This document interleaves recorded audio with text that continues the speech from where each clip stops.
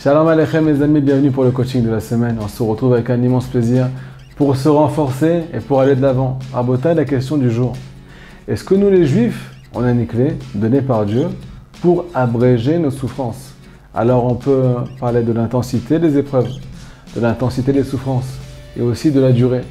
Comme vous le savez, Chas v'Shalom, une épreuve peut durer 1 heure, parfois 1 minute. Elle peut aussi durer 1 an. Elle peut aussi durer une vie. Pour celui qui ne sait pas la prendre et qui ne sait pas s'arrêter au bon moment. Pour celui qui ne sait pas prendre les choses. Aujourd'hui, Bezrat Hashem, grâce au message de la paracha, on va donner une clé pour abréger non seulement la durée des souffrances, mais aussi pour atténuer la difficulté. Pour que ça passe plus vite et beaucoup mieux. Et même, Bezrat Hashem, se rapprocher de Dieu grâce à l'épreuve. Alors dans notre paracha, on parle de ce qu'on appelle l'héritage de la terre d'Israël. Akadosh Baruch Hu a fait une promesse. Une terre où ruisselle le lait et le miel. La terre promise. Là-bas, on va construire le Beth Amikdash. Là-bas, c'est le point de rencontre entre les Béné Israël et le Créateur.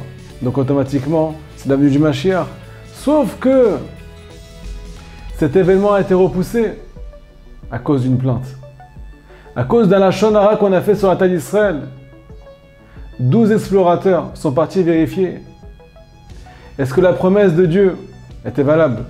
Ils ont remis en question. Ils n'ont pas eu foi en la providence d'Hachem. Est-ce que la terre est vraiment bonne? Ils sont partis explorer 40 jours cette terre. Et là-bas, ils ont tiré une conclusion extraordinaire. C'est une terre qui bouffe ses habitants. Une terre où il y a tous les jours des enterrements. Une terre où habitent les géants. Quand on va essayer de rentrer là-bas, on va se faire anéantir. Ils sont revenus. Ils ont commencé à pleurer et ils ont fait pleurer tous les Juifs. Tout le peuple d'Israël a commencé à se plaindre.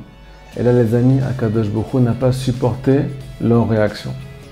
Au cas où vous ne le savez pas, il ne restait que 3 jours de voyage dans le désert avant de rentrer en terre promise. Et on est passé de 3 jours à 40 ans.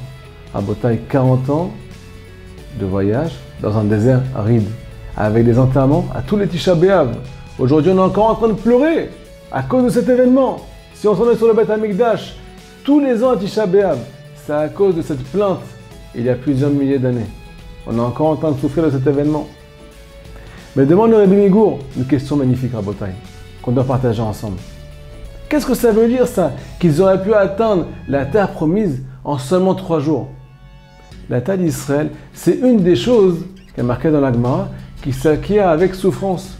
Il y a le Olam Haba, le monde futur, la Torah, et aussi la terre d'Israël. Alors comment en seulement 3 jours, ils auraient pu tout régler et ne pas souffrir?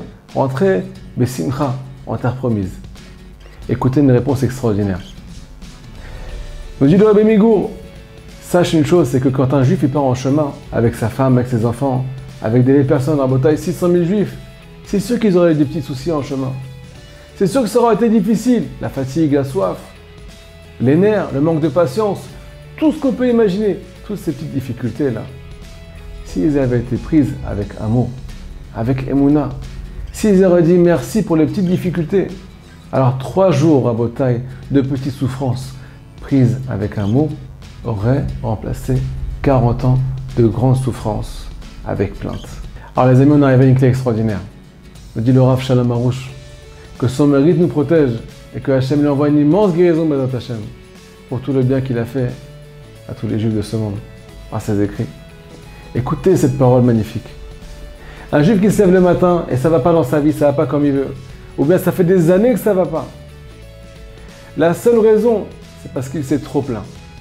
Et le jour où il va commencer à dire merci et prendre les petites épreuves, pas les grandes épreuves, les petites épreuves de sa vie, de ce qu'on appelle le yom-yom, du quotidien, avec amour. Commencer à dire merci. Quand il ne trouve pas ses chaussettes le matin, commencer à dire merci.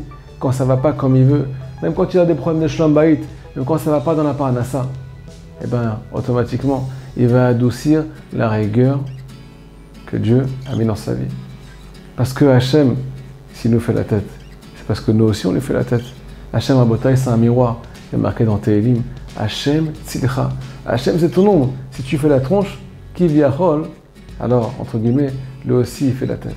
Mais si tu lui souris, même sans raison, même quand c'est difficile, alors lui aussi il va te sourire sans raison, même si tu n'es pas méritant. Alors Rabotai, La seule clé qu'on peut vous donner, c'est de remplacer la plainte en merci. Me dit le Rav Arush, un juif qui veut sortir de ce qu'on appelle les traumatismes, de la dépression et ainsi de suite. J'ai un ami, Chas v'Shalom Bemet, il a eu une épreuve qui a duré 10 ans. Imaginez-vous, pas un jour, pas un mois, 10 ans d'épreuve. Et un beau jour, elle s'est arrêtée cette épreuve. Pourquoi elle s'est arrêtée cette épreuve? Parce qu'au lieu de se battre, ce qu'il faisait tous les jours de sa vie, et plus il se battait, plus l'épreuve devenait plus difficile. Il a commencé à dire merci. Il a commencé à appliquer les conseils qu'a marqué dans le livre Shara Betoda, les portes du remerciement. Et ben Rabotai, le psychologue il n'a pas aidé, le Rav Arush l'a guéri. Pourquoi? Parce qu'il a commencé à dire merci. Le matin quand il se levait, il désamorçait les petites bombes du quotidien. Les petites épreuves, au lieu de se battre avec elles, il les a pris avec amour. Quand il avait une boule au ventre, il disait merci Hachem pour la boule au ventre que j'ai. Il n'y a pas mieux qui peut m'arriver. Il disait merci aussi sur les angoisses qui vont lui arriver dans l'heure qui suit, dans la journée qui suit. Il disait merci aussi pour les épreuves futures qui vont lui arriver. Et là, Rabotai, qu'est-ce qui se passe? Quand un juif il arrête de se battre avec Dieu, alors il a de la paix dans sa vie. Le merci a deux facultés. Non seulement adoucir la rigueur, mais aussi ne plus faire cas d'épreuve. Et quand on ne fait plus cas d'épreuve, elle s'efface. Me dit Rabbi Nachman de Boissy dans l'Écoute Moran, un juif qui dit merci à Dieu, il commence à vivre une dimension de monde futur, déjà dans son monde. Non seulement ça, mais aussi il est proche de lui. Et il arrive à comprendre ses chemins.